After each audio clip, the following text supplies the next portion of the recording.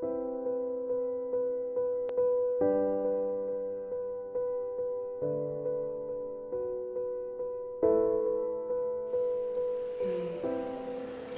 y desencuentros, psicología clínica y psicoanálisis. Espero poder transmitirles de manera sencilla algunos aspectos que han sido de muchas maneras ejes de reflexión y de trabajo de mi larga experiencia clínica, que ha sido mi eje en la universidad, mi eje de vida realmente en la universidad y en el psicoanálisis. Son los dos espacios que he cultivado y que amo. Tomar la palabra siempre tiene riesgos. Usarla deliberadamente para el ejercicio de poder, de intimidación y medio de dominación, o también usarla para la sugestión, otra forma sutil de aquella, o para la charlatanería como medio de goce narcisístico. Son todos riesgos que tiene la palabra.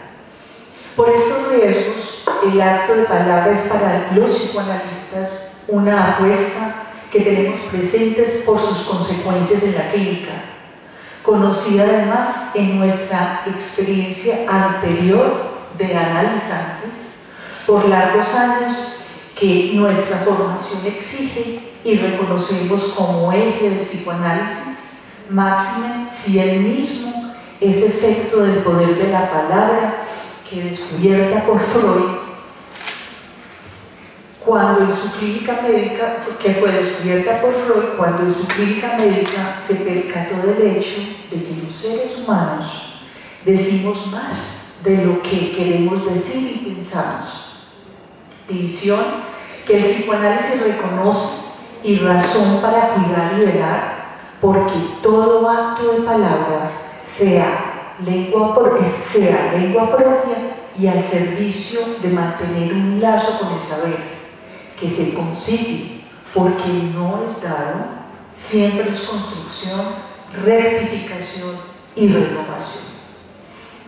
La experiencia de división que más temprano que tarde encaramos siempre, aunque algunos se esfuercen en hacer como si no existiera, devela para el psicoanálisis la condición humana, que Freud tomó en serio e hizo objeto de su estudio y reflexión, pues tal división entre ser, pensar y decir, o ser, pensar y hacer, son la obra en cuestión, base de la clínica psicoanalítica y razón para ofrecer a quien desee la oportunidad de hablar. Freud tempranamente en su trabajo clínico se percató de esta división, especialmente al observar que ciertas acciones no eran insulsas, ni simples productos de la desatención que sus pares científicos pensaban entonces e incluso hoy piensan. Lo insulso o lo desatendido por la ciencia a categoría de objeto de estudio.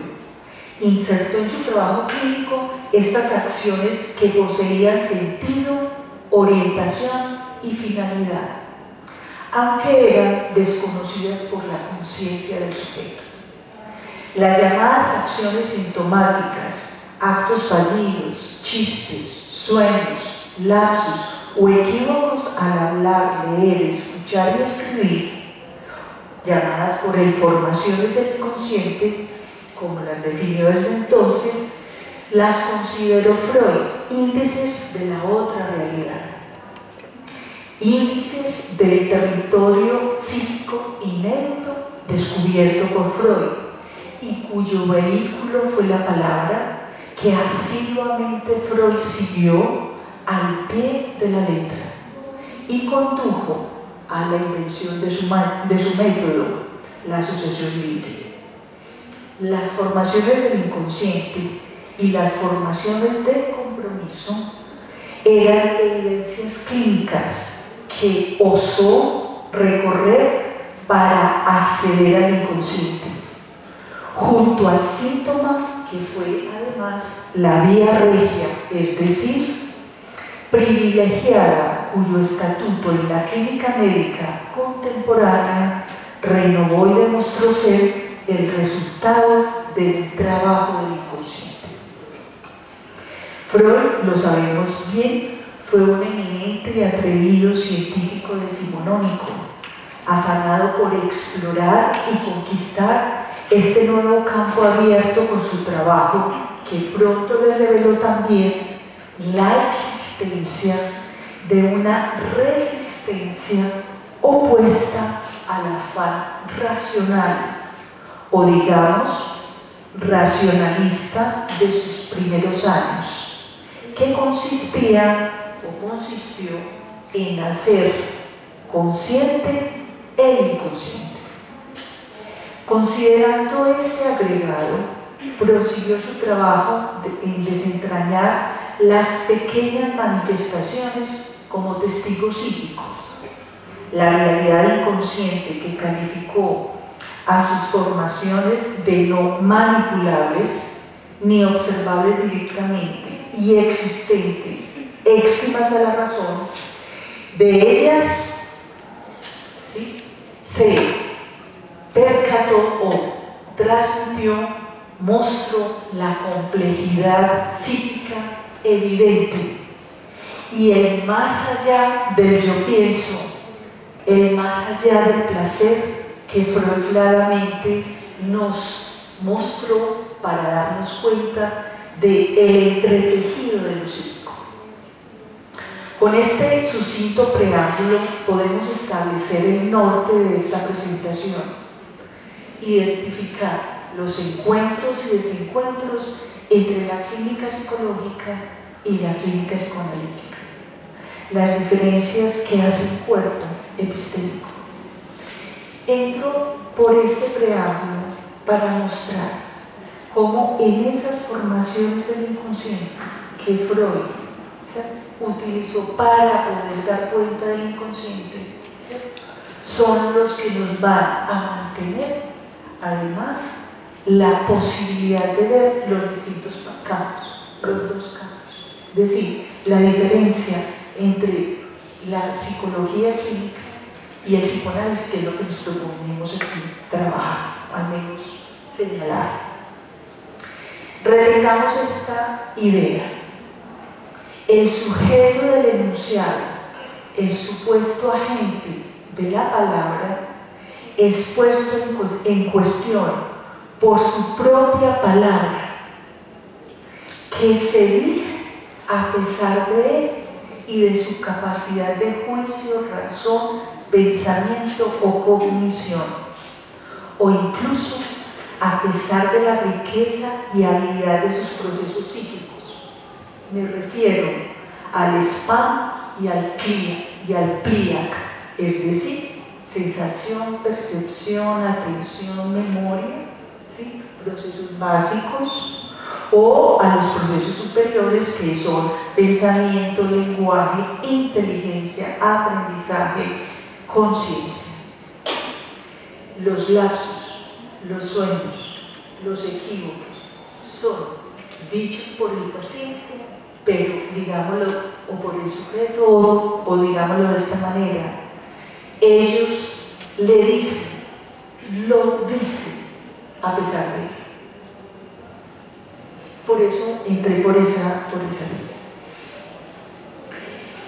Estos no son capaces, los procesos superiores, ni los procesos básicos, los que acabamos de señalar, que son el objeto de la psicología, de todas las psicologías, no son capaces de contrariar a aquellos, Freud los llamó, y lo uso, es una expresión freudiana, poderes ignotos, desconocidos para la conciencia, contra los cuales ni la fuerza de la lógica pensante ni la regulación de los procesos mentales son eficientes para regularlos. La experiencia de esta división estructural que venimos señalando e identificamos como de ser, para el psicoanálisis, desierto de goce con Lacan, representa a la vez el otro que somos. Causa siempre pulsionante. Ahora bien, este sujeto del inconsciente freudiano, bellamente Lacan lo definió como malentendido. En el seminario 26 pueden encontrar esto. Estructural y estructurante, por consiguiente, presente en todo acto de palabra y particularmente confirmado cuando tratamos de hablar en otra lengua. Es seguro que en esa otra lengua, en cualquiera que ustedes hablen, siempre decimos más. Y los equívocos que hay al hablar otra lengua nos dicen. Esos equívocos son ecos, resonancias nuevas que aportan nuevos sentidos y melodías, es decir, que nos hablan. Partiendo de esto, podemos situar como el objeto del psicoanálisis, ¿cierto?, que me propongo desarrollar para ustedes, el objeto del psicoanálisis y el objeto de la psicología que me propongo desarrollar a partir de 3 puntos. El primero, que lo podemos formular así: psicología clínica y psicoanálisis o psicología psicoanalítica. Primera pregunta. Segunda pregunta: ¿en qué consiste el proceso clínico en psicología clínica? Y la tercera: ¿el psicoanálisis existe? En el psicoanálisis existe un proceso clínico similar al de la psicología clínica que permita afirmar que existe un encuentro entre psicología y psicoanálisis. Eso es lo que voy a tratar de delimitar. Entonces, primer punto: psicología clínica y psicoanálisis, encuentros y desencuentros, psicología psicoanalítica.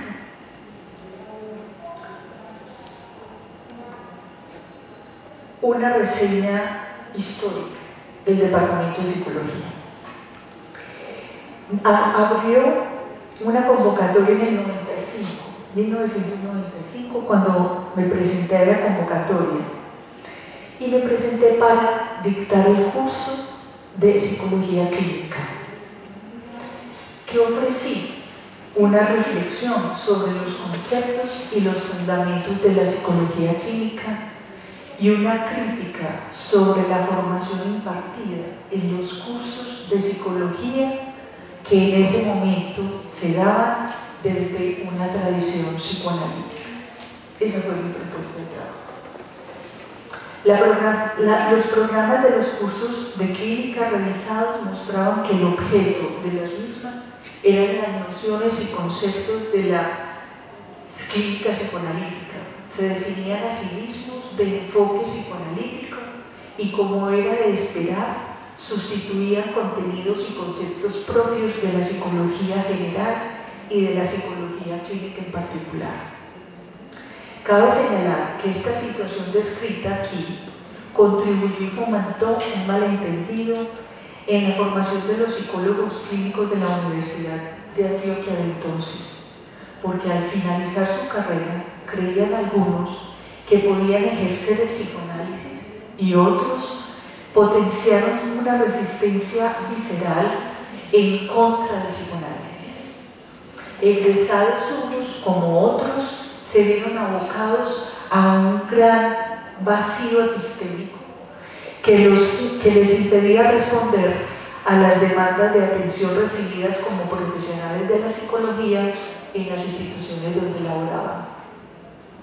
Es imposible sostener una práctica seria, responsable y ética si falta claridad sobre el objeto, las teorías, las herramientas y los procesos. El psicólogo clínico sin estos fundamentos corre el riesgo de perder su especificidad, desvirtuar fácilmente su práctica y borrar su identidad de psicólogo clínico. el auge de los conceptos analíticos y las interpretaciones de una psicología psicoanalítica transmitida a los estudiantes alteraron y afectaron el rumbo de la clínica psicológica, pero a su vez, lo más grave fue que desdibujaron la especificidad del psicoanálisis. El empuje de esta corriente fue tan fuerte en su momento que llegaron a creer, casi con certeza delirante, que el departamento de psicología era innovador en el mundo con una psicología psicoanalítica dentro del campo de la psicología general mundial. Los promotores de esta corriente osaban servirse de los conceptos psicoanalíticos extraídos de las obras de Freud y Lacan por encima de las duras críticas que este último hiciera a intentos similares. Era sorprendente la desmentida que hicieron de sus obras. No sé hoy la vigencia de esta posición. Les corresponde a ustedes constatarlo e interrogar, hacer la crítica que corresponde, con rigor y seriedad. Este grupo de profesores entonces, que por un tiempo aglutinó un círculo de estudiantes sugestionados con esta propuesta, proponía un método que abiertamente distorsionaba el dispositivo freudiano para conseguir una propuesta psicoterapéutica que incluso sostenía era posible de ser aplicada en los distintos campos de la psicología, más allá de la clínica, en campos, por ejemplo, organizacionales, donde aducían su efectividad, que en particular estaba en franca contravía al psicoanálisis y la denuncia lacaniana que contra los post-freudianos y psicoterapias tenidas de psicoanálisis se empeñó en realizar y elevar Lacan. A 20 años de distancia, este movimiento fue responsable de este híbrido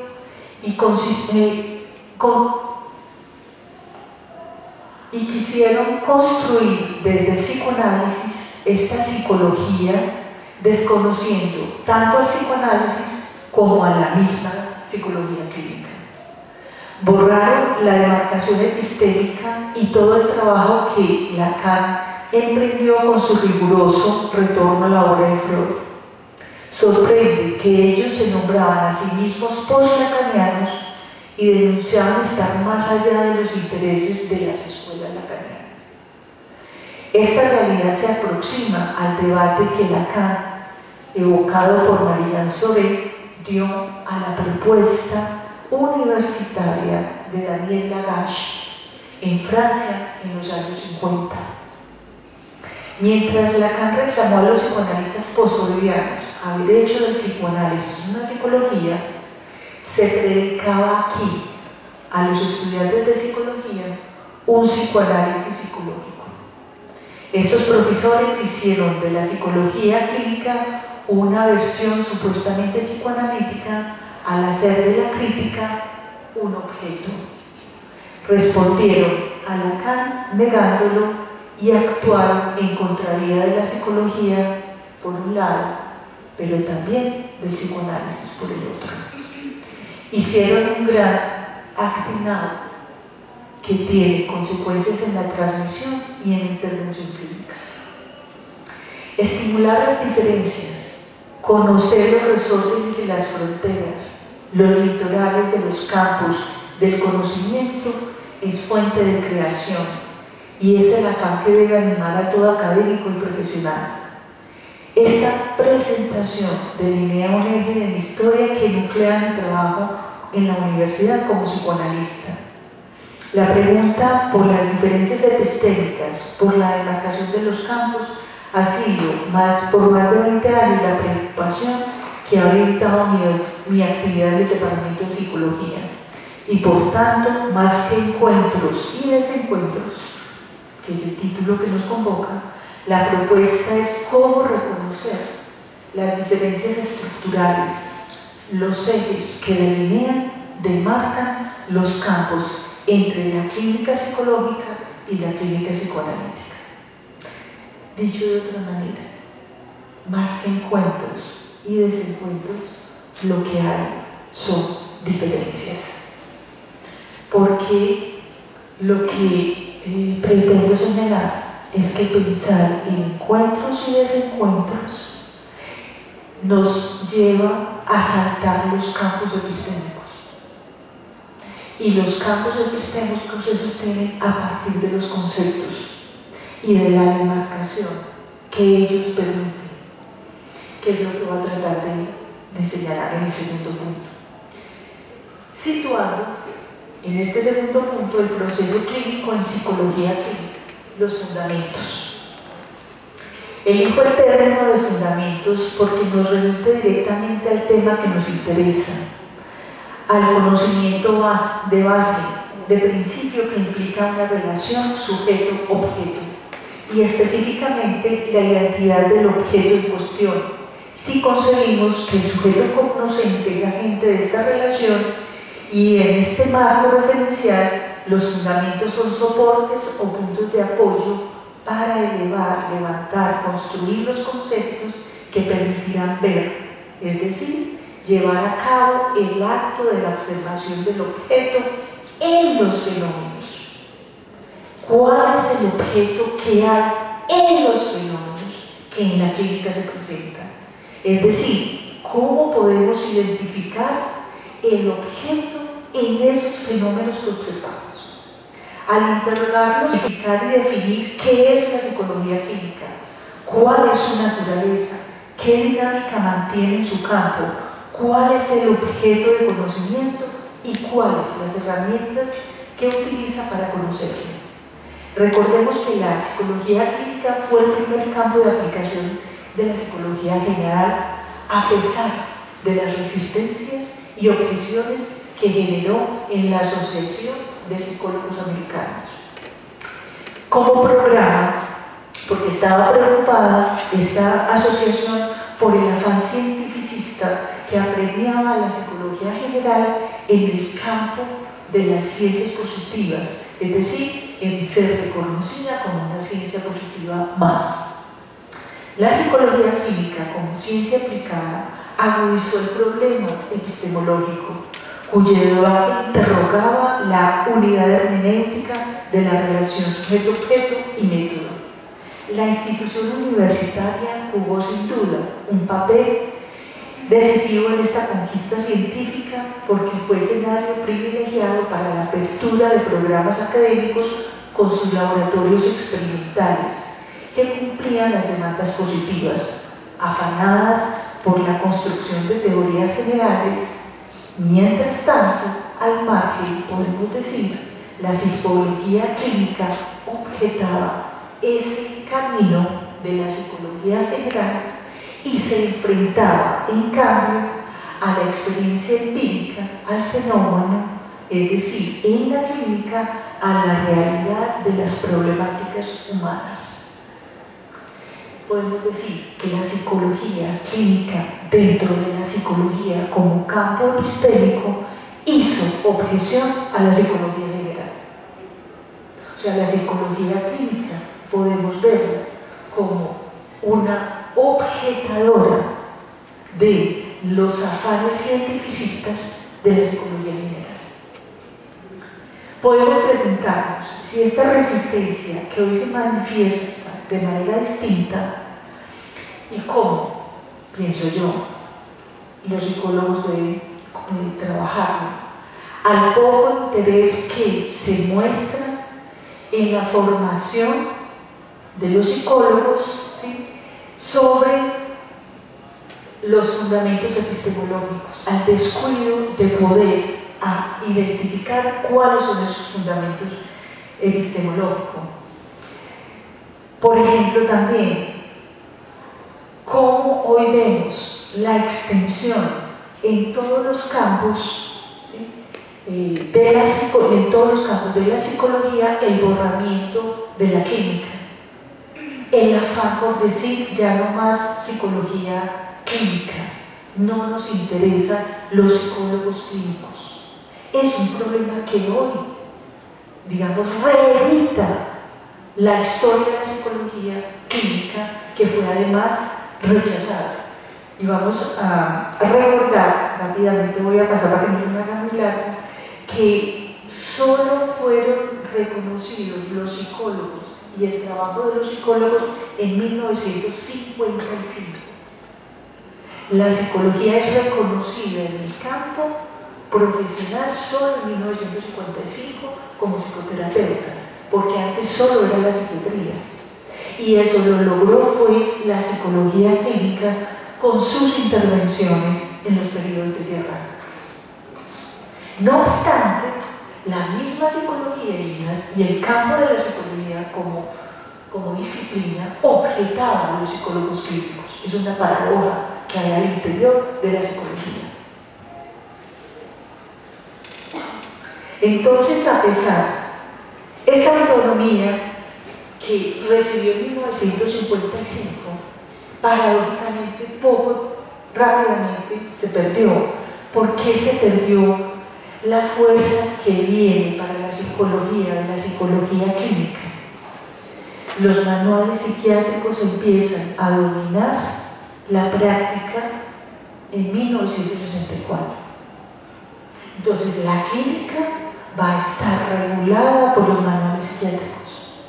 Es otra forma de objetar, ¿cierto?, el trabajo clínico. Psicológico, porque estoy solamente hablando en este momento de la psicología. Entonces, esa autonomía duró poco. Pasados escasos 10 años, los manuales psiquiátricos de DSM-CIE se impusieron como referentes para la clínica y particularmente para la clínica psicológica. Desconozco si existen si existen en nuestro medio investigaciones que identifiquen los efectos de estos manuales en la clínica psicológica, en la concepción de salud mental y en las políticas de salud. Eso habría que explorarlo. Detrás de este escenario están en juego aspectos políticos y económicos que merecen una reflexión, porque sin duda son puntos de inflexión que afectan la pregunta que nos concierne sobre el proceso clínico de la psicología clínica, que podemos replantear en estos términos. ¿Cómo responden los psicólogos clínicos a las demandas actuales? A las preguntas que vienen y traen los sujetos cuando van a consultar a un psicólogo clínico. Esta pregunta que retomo de Lacan, cuando digo cómo responden, porque es una pregunta que Lacan le hace a los psicoanalistas, cómo los analistas responden a la demanda de sus analizantes. Entonces yo la traigo cómo los psicólogos, ¿cierto?, responden a los pedidos de atención.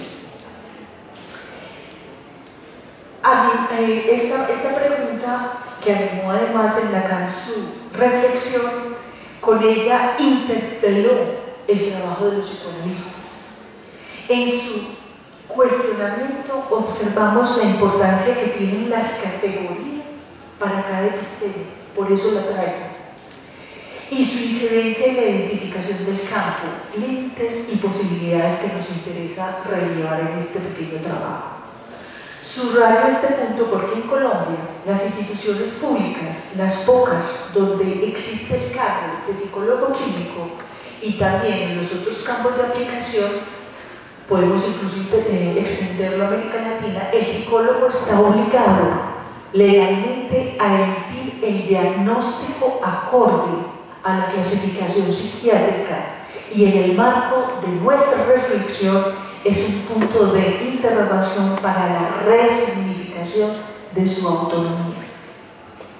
Agreguemos al planteamiento anterior los efectos que en la clínica psicológica produjo el movimiento de experimentación médica de los años 80, cuya propuesta fue incentivar hábitos saludables, estudios epidemiológicos y proponer grandes programas de salud pública. Los saludistas orientaron y privilegiaron el trabajo de promoción de la salud y prevención de la enfermedad sobre la intervención de tercer orden, que es la clínica, es decir, el tratamiento propiamente dicho de las afecciones, con un plus importante en nuestro país, el ahorro y la inversión pública que cada gobierno de turno lleva a cabo en detrimento de la atención digna. Luchamos por la inversión en salud y educación. Es lo que acabamos de pasar al final del año pasado y este año. Aparentemente esta propuesta es loable, pero también representa para la psicología clínica un cierre y límite en sus posibilidades y un borramiento de sus diferencias con los otros ámbitos de la psicología, en particular con la psicología social comunitaria, quien de la misma manera en el marco del modelo de formación en salud dirigido a las comunidades caracterizadas epidemiológicamente, ejecuta grandes programas de primer y segundo nivel. Son efectos de esta empresa y sin duda la pérdida de límites del campo de la psicología clínica. Podemos además decir que este movimiento salubrista fagocitó nuevamente la clínica psicológica, la cual debería ser quien propusiera y liderara los proyectos y las políticas públicas en salud mental. Este modelo de la medicina conductual, creada por Matarazzo en 1978, es apenas la punta del iceberg. En la profundidad está el problema de la formalización de la práctica de la psicología clínica. ¿Cuáles son los conceptos a priori a la experiencia que orientan al psicólogo clínico?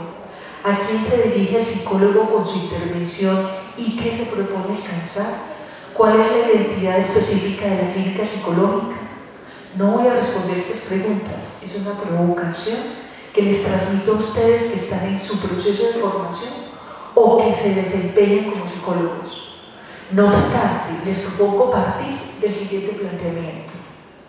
En dos investigaciones llevadas a cabo en nuestro grupo de investigación Psiconex hace más de 10 años y actualizada en el 2015, encontramos las falencias de las fuentes bibliográficas sobre una clara definición de los campos de aplicación de la psicología y en particular de la psicología clínica.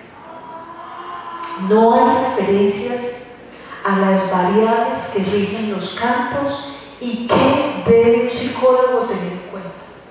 Recojo otro argumento en el mismo sentido expresado por María Sorge al respecto, lo cito. Aquí los otros psicólogos de la salud, los comportamentalistas, los cognitivos, los neurocientíficos, se dicen clínicos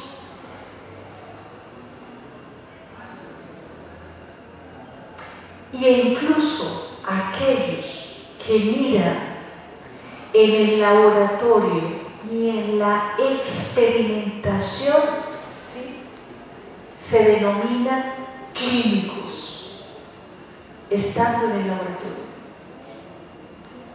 Entonces, lo que Mariñán señala es cómo es posible que se definan psicólogos clínicos, psicólogos experimentales, es decir, que están en un laboratorio.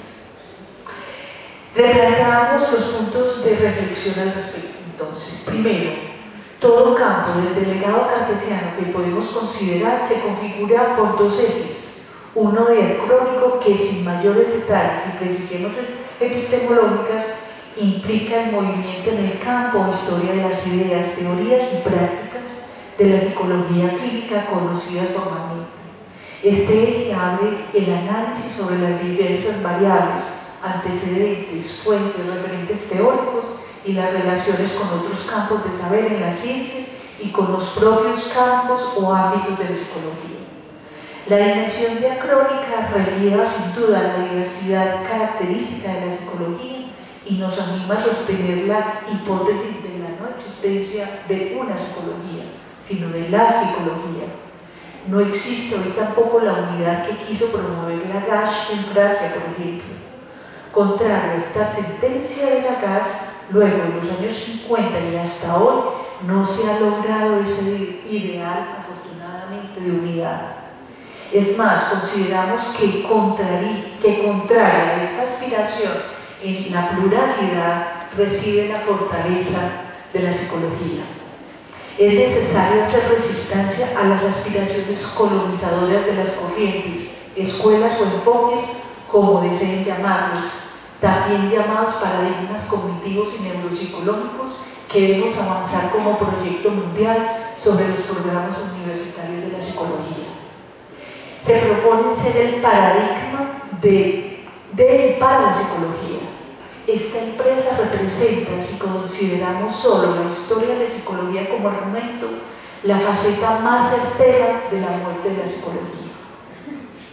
Subrayo, retomando el título de un trabajo que además aquí Marillán Soré presentó. Segundo, el eje diacrónico requiere para delinear el campo el cruce del eje sincrónico encarnado en la práctica, es decir, en la intervención o acción clínica.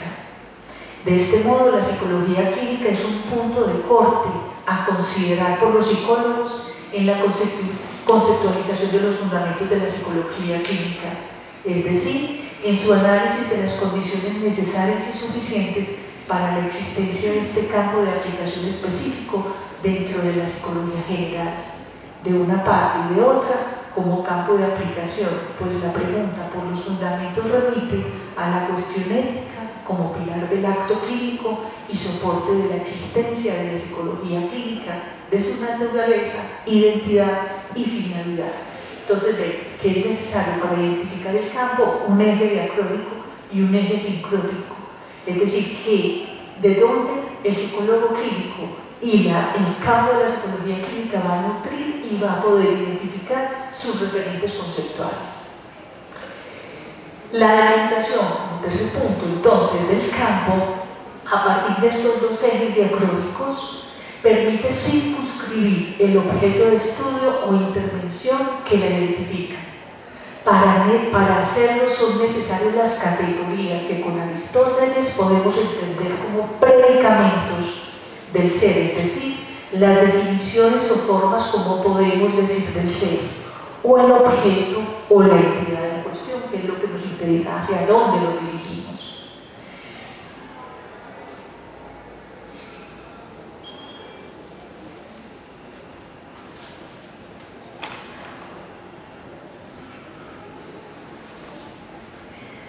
Que es en este caso la psicología clínica y específicamente su ejercicio práctico o experiencia clínica propiamente dicha, soportada en la relación del sujeto cognoscente y el objeto por conocer.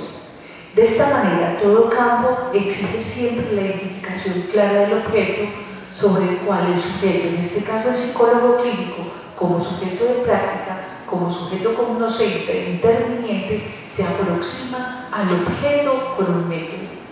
El método se aplica por medio de una serie de técnicas y herramientas específicas. Cada acción o intervención busca en los campos un fin. Ahora bien, para el logro de los fines, el psicólogo debe realizar una serie de acciones o actividades que podemos calificar de constantes o funciones que permiten al psicólogo sostener y dar consistencia al campo y son transversales a todos los campos de la psicología. Tales constantes o funciones son la evaluación y el diagnóstico, la intervención, el trabajo comunitario y la investigación. Entonces, miren, como el campo, además del eje diacrónico y el eje sincrónico, se identifica por estas funciones o por estas constantes.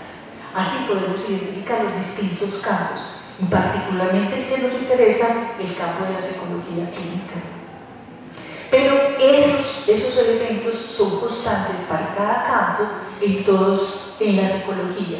Si no nos preguntamos por esas constantes, no podemos saber cómo se delimita el campo y cómo se interviene por consiguiente. Entonces, vemos ahí que para poder definir cuál es el proceso clínico, qué es lo que nos identifica la psicología clínica como su eje fundamental, no solamente nos podemos suscribir en ese primer campo, que es lo que acabo de decir, no sé si fue claro. Ahorita las preguntas de pronto precisamos, es decir, que es necesario identificar cada campo a partir de las constantes que son, ¿sí?, el sujeto, el método, el fin y las constantes que acabo de señalar. ¿De acuerdo? Un poco para retomar este punto. Ahora, proceso clínico, o a qué llamo proceso clínico. De un lado, el sujeto activo, agente de la acción, psicólogo, se sostiene por las referencias a la episteme psicológica que modula su mirada, desde la cual puede identificar el objeto de su intervención para caracterizarlo, haciéndolo objeto de su acción. El fin de la acción que ejerce sobre él se ajusta al modelo de bienestar y adaptación, el fin de la clínica. Pero estos logros están en estrecha interrelación con constantes o acciones específicas del proceso clínico, el trabajo comunitario y la investigación, que en su conjunto encarnan el método con el cual el sujeto cognoscente psicólogo practica su profesión. Si bien es posible diferenciar la psicología clínica de otros campos de la psicología organizacional, educativa, los podemos diferenciar, pero nos interesa la clínica, a partir de su objeto en particular, que es el sujeto sufriente, lo podemos también, o la podemos también identificar a la psicología clínica en función de ese proceso clínico, que le permite identificar su especificidad, pues la psicología clínica en su proceso clínico es experiencia de conocimiento. Es decir, la psicología clínica, la clínica es su propia experiencia de conocimiento. Y aunque no hayamos una clara definición del proceso clínico en las fuentes bibliográficas de la psicología clínica, podemos sin temor ajustarlo a ciertas exigencias que Foucault en su texto Nacimiento de la Clínica nos aporta para poder delinear, ¿sí?, rápidamente ese proceso clínico. Podemos decir que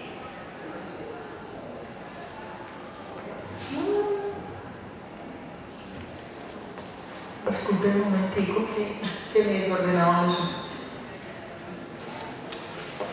Me faltó una.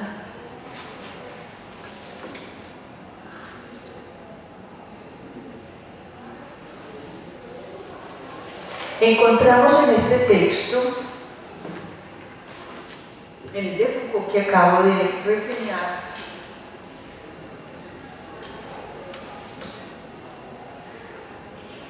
el nacimiento de la clínica, encontramos una fina definición de la clínica que se las propongo. Es un umbral donde se anuda tiempo y verdad. En la variable del tiempo debemos identificar dos dimensiones, la histórica y la historicidad.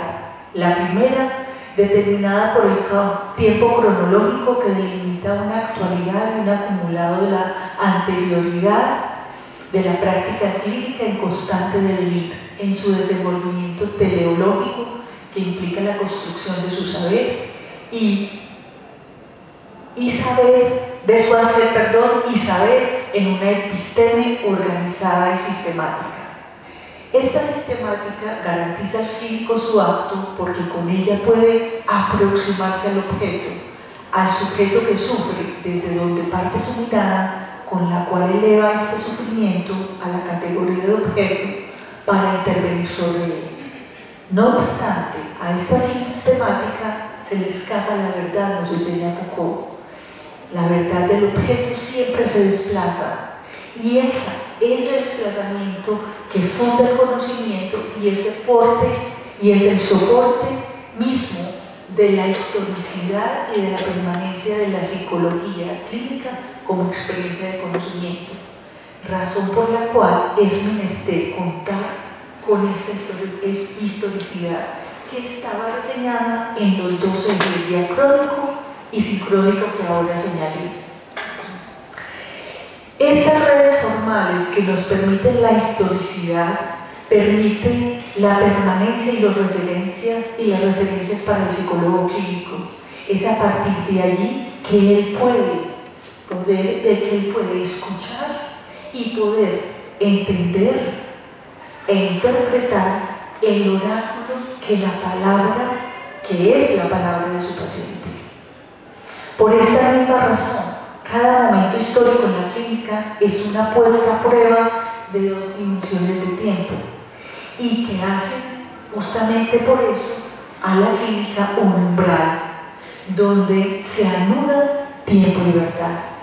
¿Y tiempo y libertad de quién? Del sujeto que está allí como objeto de intervención.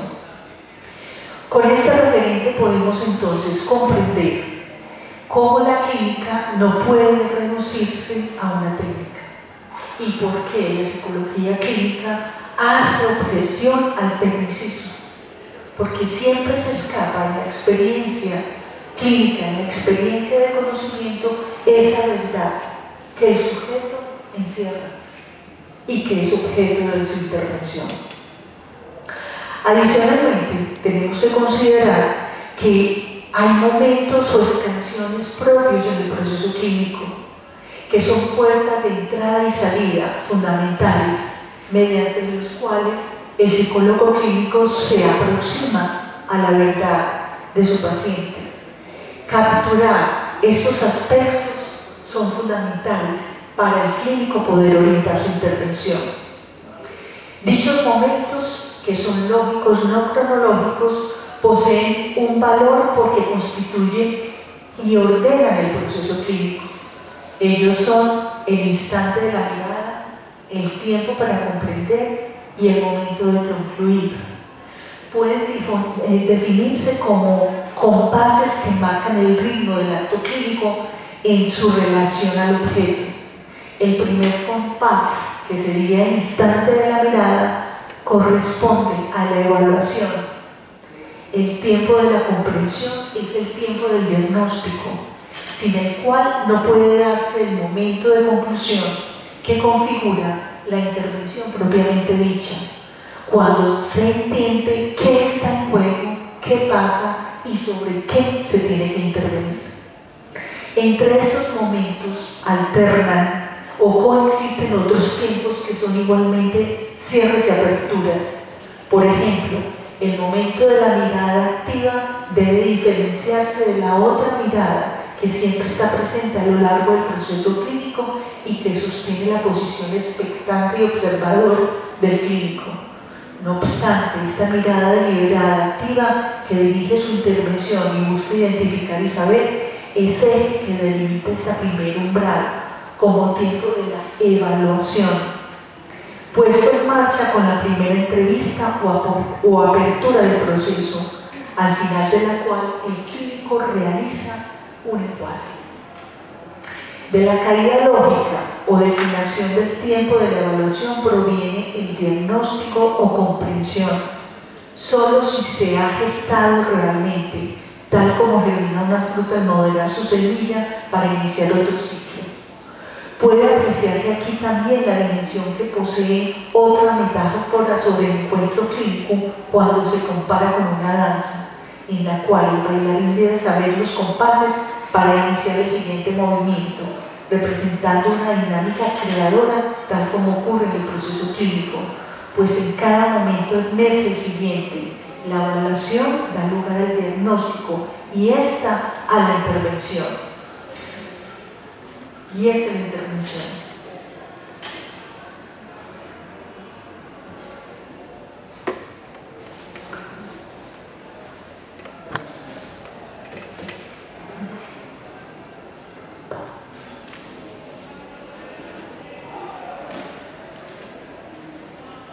Entre el diagnóstico y la intervención hay otro paso obligado que el clínico debe tener en cuenta. Consiste en el cierre de los 2 primeros tiempos, el de la evaluación y el del diagnóstico. Este cierre se lleva a cabo mediante la devolución y con ella se delimita y se entra en el tiempo de la intervención. Para intervenir, el psicólogo clínico tiene varias posibilidades: la revisión, la asesoría, la consultoría y la psicoterapia. Son todas posibilidades del psicólogo clínico.